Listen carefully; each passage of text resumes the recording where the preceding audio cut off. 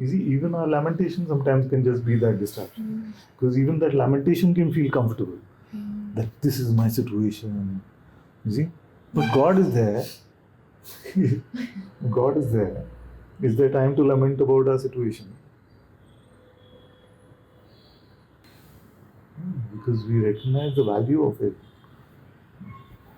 That really, that 100 feet idol has started dancing now with thunder. You realize it's a once in a lifetime opportunity, so you won't miss it for anything. Even if you got a severe pain in your leg, you just hobble and go. You make it there, and you'll fight through all the hordes and crowds. And no, I have to see one glimpse, at least one glimpse. Now I am telling you that the master and source of a zillion universes is sitting in your heart.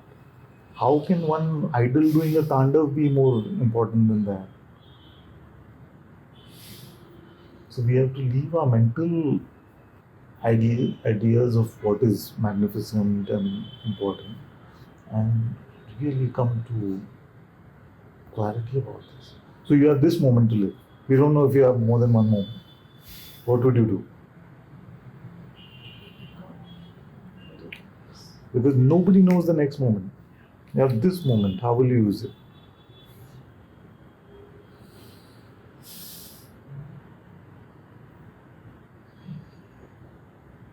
Don't spend it on solving non-existent problems of the non-existent one. It can seem like, but this is really like this. The mind will scream at you, but that's just the Rakshas at the door. Say, come, I'm telling you something true about you. But God is there.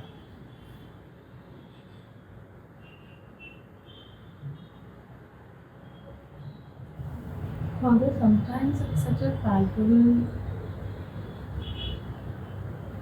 you don't want to say feeling, but its presence is palpable. But sometimes don't feel anything. Yes, but does he leave? Does the palpability leave, or do you leave? Still keep it palpable, and you don't leave. See if he leaves. He says, it's my lunch time. आप लोग time बर्बाद कर रहे हैं, मैं जा. Father, you know how it feels like I can't match up to my mind standards of God. You know, I feel like I'm not trying to anymore. And that's when I'm able to meet him in a simple way. Exactly. I'm not able to meet him according to my own standards. Yeah, but don't create a reverse standard also. In the sense? In the sense that the mind sets a very high standard of worthiness. So now I'm going to meet him in an innocent way. So where is that new standard from?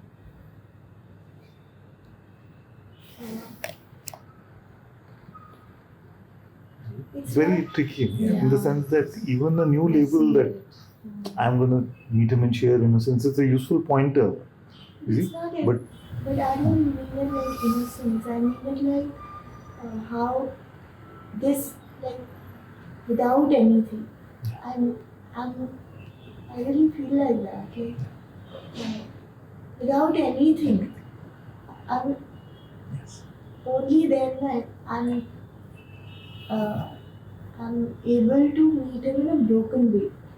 I'm not able to meet him in a smart way. Yes, I see completely what you're doing, what you're saying completely. I was just saying that initially that what the mind can very smartly do is that, okay, it's not possible this way, so now this is the way. I'm just saying that how do you meet this instant? How do you meet this instant? Do you have to be a certain way? No, it's inevitable. It is meeting. So in this instant, the instant arises from the presence itself. After the arising, all of that, we have the capacity to delude ourselves, which is the avoidance. So what is the capacity to delude ourselves? Any label, any interpretation that we make. So what you're saying is that before going into any of that, he's already here, I feel. Yeah, that's the key.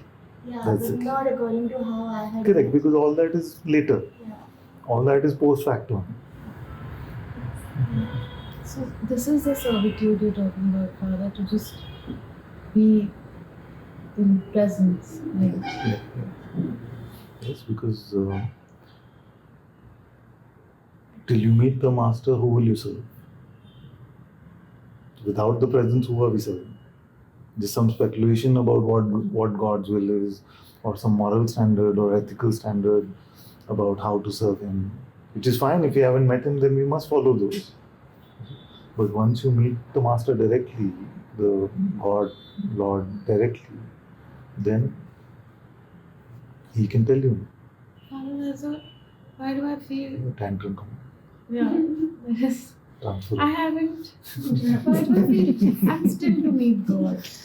I feel I haven't met God, and I don't know. I can't meet, and there is this whole thing that follows one after the other.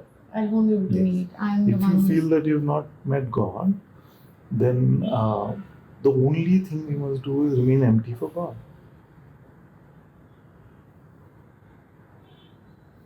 It's not that we are entitled. That's why I told her that you are 33, but if you had to wait 33,000 years to meet Him, you're still not entitled to Him. No?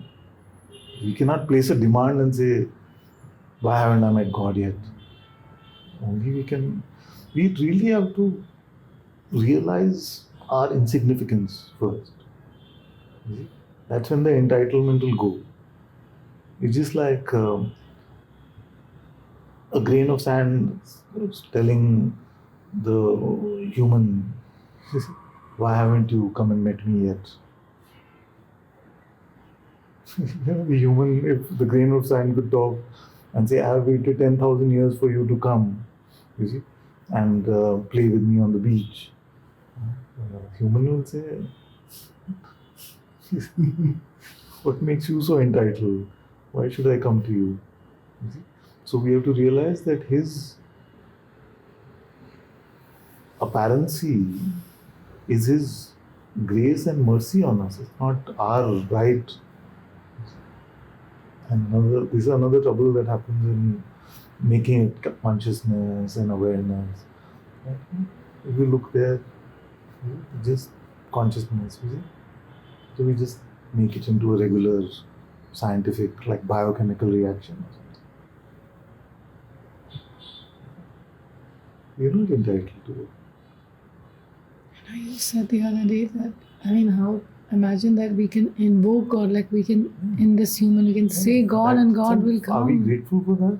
Yeah, it's like just blew my head. Are we grateful that we have the ability at least to call on Him, to invoke Him?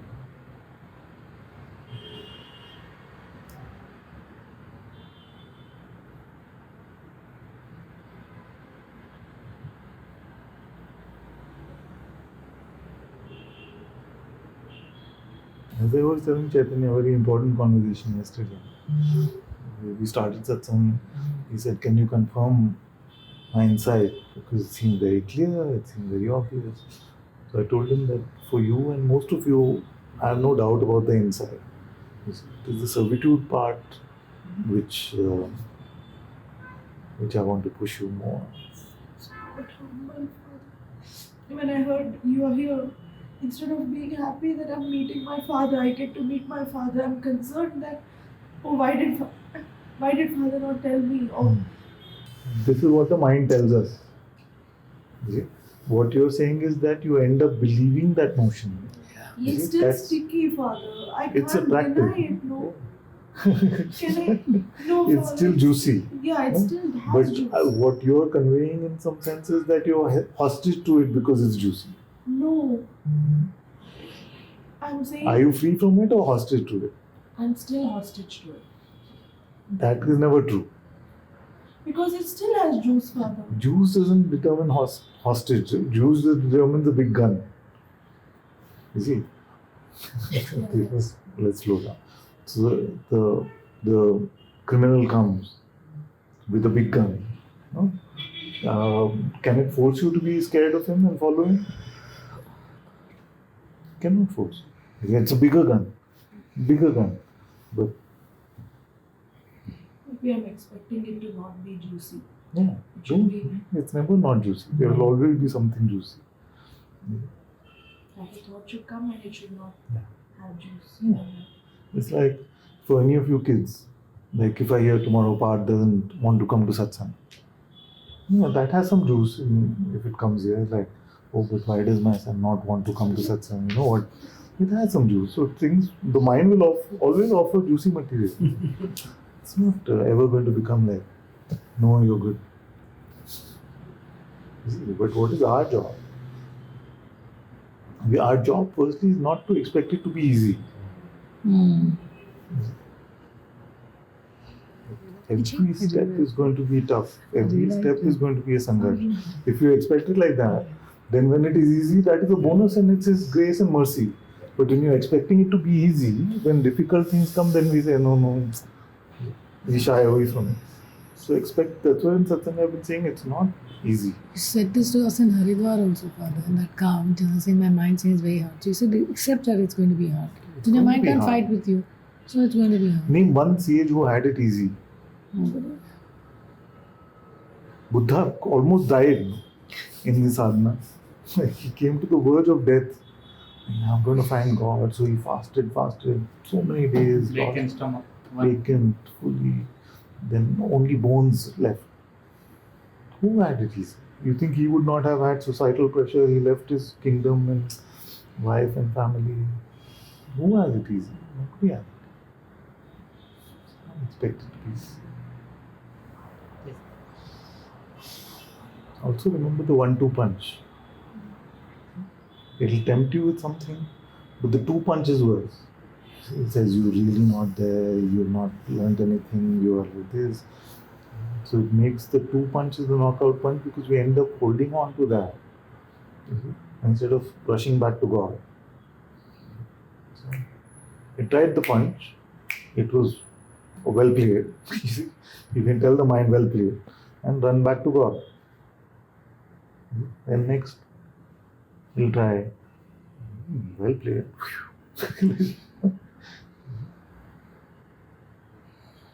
Instead of judging yourself, think, I'm not there yet, I'm not this yet, I'm not that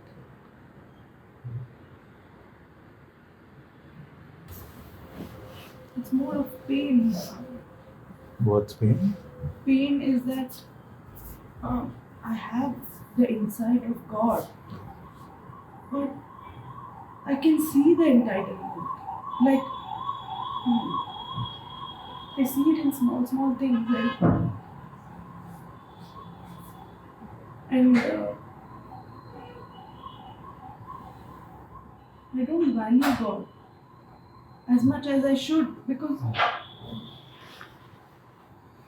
Nobody values God as much as they should. Not even me. I'm also learning every day to value Him more and more. But look at it this way. Suppose you were invited to this house, and there was a flesh-eating monster in this house. So you open the door, you enter. 1 foot was behind, but the rest of it, the flesh-eating monster just ate up the minute you enter. So only that 1 foot, little bit is left. You see? Now, if that one keeps saying that I had the darshan of that monster, you see, and I should be this way now, and I should be that way now, you laugh at it. Like it's nothing but a silly leg which is left behind. You see? So look at, there can never be anyone who actually says, I had the insight. Because the one who had the insight is no longer there. He's got eaten up by the insight. The one who was seeking the insight, the me, you see, gets eaten up, like Guruji says, is no longer, the one who starts the inquiry is killed by the inquiry. You see? So the one who had the insight is eaten up by the insight. That one is not left. That one who is the claimant to the insight is the one that must remember that it is a stupid, worthless beggar. Only grace in his life is his ability to serve God. how to be himself. All the steps. Humble. Nothing, nobody. I have a concept of it now. I'm sorry, but No, it's good. I'm very glad. I have a concept of servitude.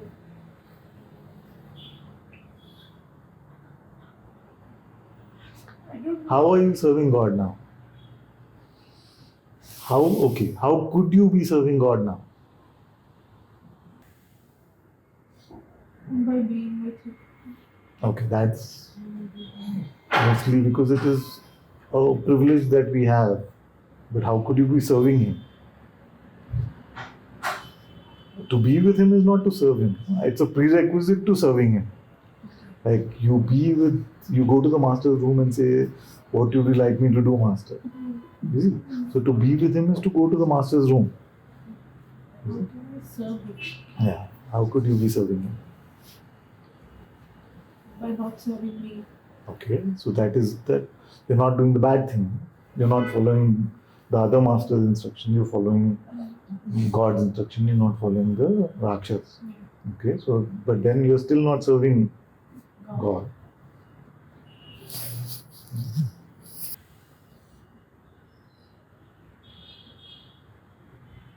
How will I serve him without recognizing him?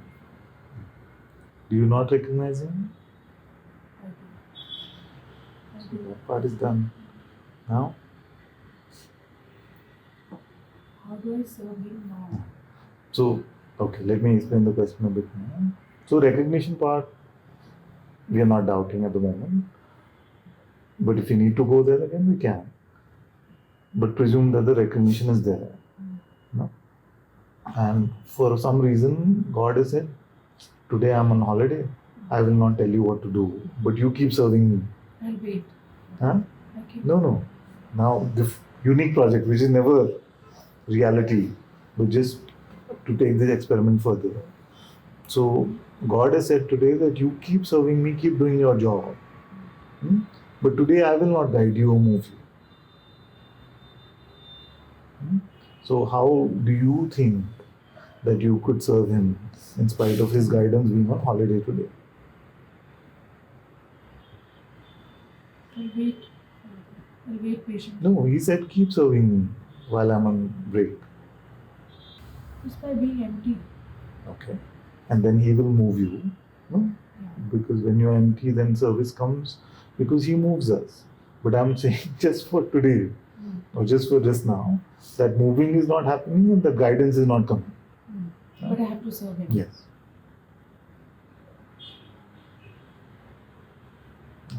So let me give you an example to start with, then we can see 1, 2, 3, 4, 5, 6. 6 brothers and sisters of humanity are with you. Can you deepen their faith in God? Can you deepen their love for God? Can they deepen their can you help them let go of their avidya about God? You know how to serve God. And every moment it can be different. And if that service is truly about God, it will not be about me.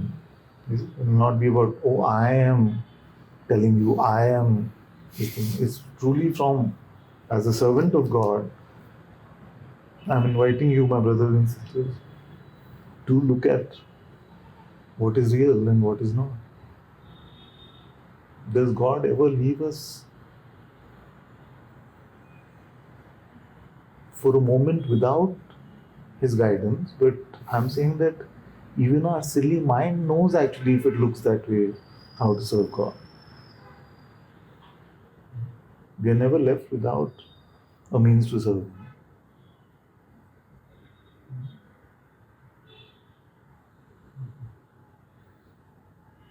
You see somebody on the road who's suffering, you smile at them, they get maybe millisecond of a smile on their face. You feel like you serve God or not?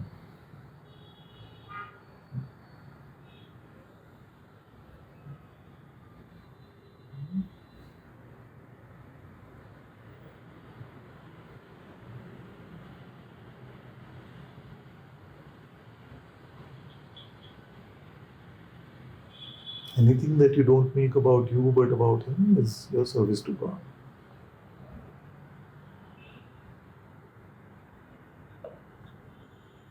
It doesn't have to be big things. You see, if those have to happen one day through his grace, they may happen.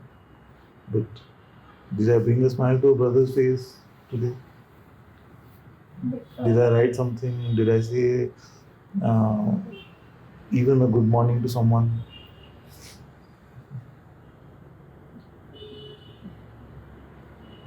out of no vested interest for me or not wanting something out of it. Just make myself available to somebody. Yeah, gazillion ways to serve him. Everything that we're not doing out of self-interest and self-will, serving him. Did I help someone even at the cost of their rejecting me and at the cost of ridicule? I can do this by not. If it's not about me, then it's about God. What we can do is to remain empty of everything, including expectation. And what I can do is to pray and bless and request Him that His presence graces you, that you recognize that the being, the presence within you is Him, is the purest way to meet Him in any manifestation rather than any other spiritual experience. The most direct way to meet Him is through the presence of Atma within. Because whose presence is that? And as you stay with that presence, you recognize that that presence is just His finger, you see, saying, "Come and hold this." You see? Because you need to hold on to something. It is provided the primordial vibration of I am as the tip of the iceberg, as the hand of God, as the finger of the Father, which the child can hold and say, "Come and hold this, and you are with me, I am walking with you." So my full prayers and blessings are with you.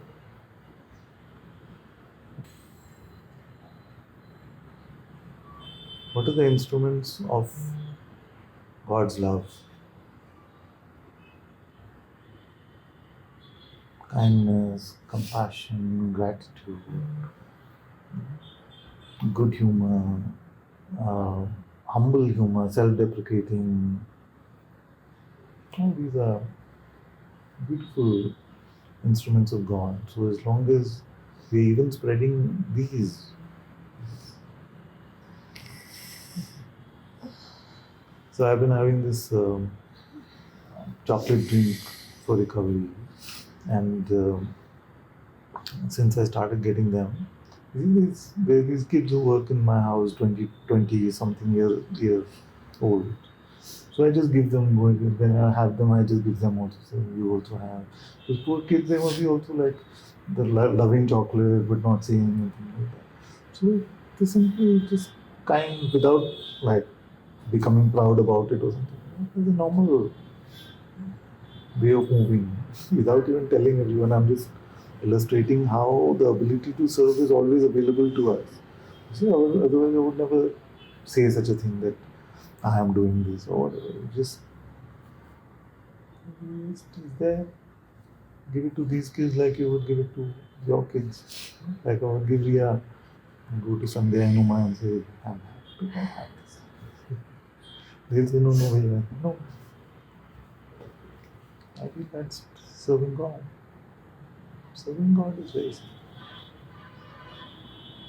Complicated is serving the mind.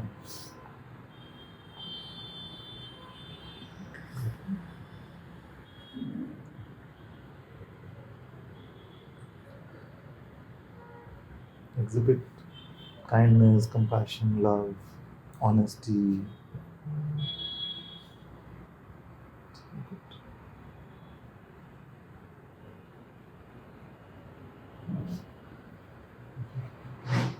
Okay, this is just a funny question. So when you said that the one who got swallowed, like is not there, the one when you were having the insight, there wasn't I mean, It wasn't the I having the insight. yeah, there wasn't a. I mean, it was It just. was only the true I which was there. Yeah. But the So- I that says I have the insight, you see, that one is not real. You see, that is still the remnant of the me. Oh, remnant of the me, which. That's what I was trying to say. How does that one? How does this newly built up me know that one who had that the inside was had, but that's the remnant that you're saying. Because there's only this one self. I see that even who's behaving in this. Like if the me is, there's no me. Yeah. But it's made up of like let's say 10,000 conditions, 10,000 vasanas, beliefs, whatever you call it. In the inside, most of them lose a place to land. So they don't mean anything to us. Things that bothered us yesterday, I'm like this, I'm like that, he's like this, he's like that. Most of them empty off. But everyone is left with a little bit of flavor. You see? That something still pokes them, something still makes them proud. That little is still there. So that the remaining, like, with the ants, you cut off the head, the rest of the body still walks around for a bit. Ants. I used to play with ants as a kid. So I've done all these experiments. You take off the head, and the body remains. And I was like, shocking how it's In the still moves lizard, around. Father, even a Yeah, lizard. lizard also. Headlessly it moves Something around. that lives for days, no? What I heard was some insect. So that, what to do with that one is the question of servitude. No, so the question was So actually. look at it as a bundle of conditions. What is the human? What is the person? It is just like an encyclopedia of avidya. No, but the source is the No, so awareness. listen. Yeah, okay. So suppose before coming to satsang, you had neighbors which bothered you. You had some neighboring kids that you liked. You had like a million things like this which made up like a kavita. No? Then you came to satsang and you realized that there is no such me, and you came to the truth of what you are. And you're empty of that. You don't even have memory that I used to like these neighbors, or I used to hate these neighbors, I used to like these kids. You don't have memory of that anymore. You're empty of that. So that much is gone. But when somebody who was like, you had a romantic relationship with, he calls you, the thought comes, I hate this one. Then that one still has juice for you, or you buy into that notion. That is what remains of you. And that, if that one takes on to the notions of pride about having the insight and about being somebody who's awakened or enlightened or something like that, then that, if that has juice, where you're just sitting outwardly or shanti, but inside when the thought comes, oh, you're so enlightened now, look at these foolish ones, not getting any of this. And inside you're like, is that enjoying it? Then that is the spiritual ego, which is the worst thing that can happen to the remnants of the ant which walked into satsang hall. So that remaining body starts taking itself to be enlightened. I'm so headless now, like that. Then that is the what we've been calling the Ravan. वहाँ तो art of living में you tell someone you met God, they'll be like, ऐसे थोड़ी. God is right there. No, you have to have many years of deep sadhana. How many days continuous kriya have you done? Huh? Only after you've done it 10,000 days, maybe you'll get darshan. So it's very, very different. So we must always continue to count the grace and blessings in our life. It's such a blessing that even we can see that I found the absolute, and it was apparent for a millisecond. Isn't that worth like 100 lifetimes? Yes.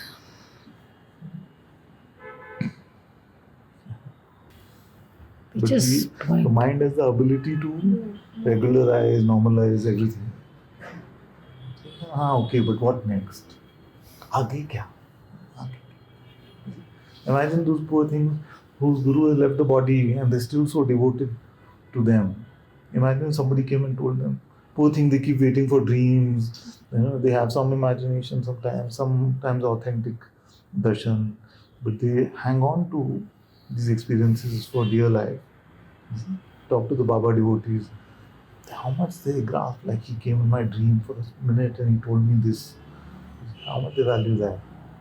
So sometimes we're not able to really count our blessing because we get shrouded in that ability to normalize, to regularize. Sometimes we feel, Father, initially you spent so many hours with us, and now, seen the other day, now we're like so grateful. Father's going to meet us for 2 hours, or whatever, even 10 minutes right now, like that day. I said, all those hours which you spent with us, how so stupid. I mean, it feels just bad. You valued it, but not like you tarso, for something. It was not like, it was just taken at some level, became for granted. A regular part. Yeah. This ability to, it's a form of denial actually. Yeah. Just like we can deny God's presence, we deny the blessings that God has given us in our life. But if you look back 10 years and say, today I've had such clarity of insight, I was in such stupidity sitting with my mind, and look at where grace has brought me today. How can our life not be a celebration? That Pastor Chan, he says, in the second chapter, in the first 5 minutes, he says that God says, you have to rejoice in me. I mean, rejoice always in me, because I am here. And then he says that, but because I'm doing his work, then I start worrying as if I've forgotten his command. No, the command was rejoice in me. And how could we not, is the question. Yeah. He was saying that I think that because I'm doing his work, I'm doing such an important thing that I shouldn't, but I've lost his command, which was to rejoice in him always. That struck me, because you think you're doing something important, so now I'm allowed to not rejoice in God and get worried. And that's what he said, to get anxious, to worry. Then how was I following the God's command to rejoice in him? Exactly. Yeah.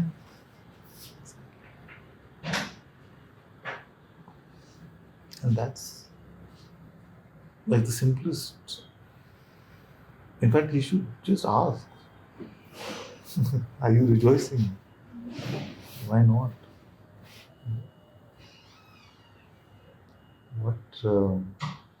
What blessing has he not given us?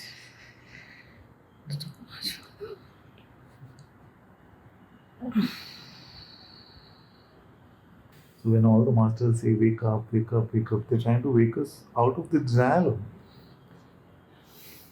They're trying to wake us out of this mental house that we built for ourselves and we live over there. Snap out of it and see. Life is here. Whose life is this? Presence is here. Whose presence is that?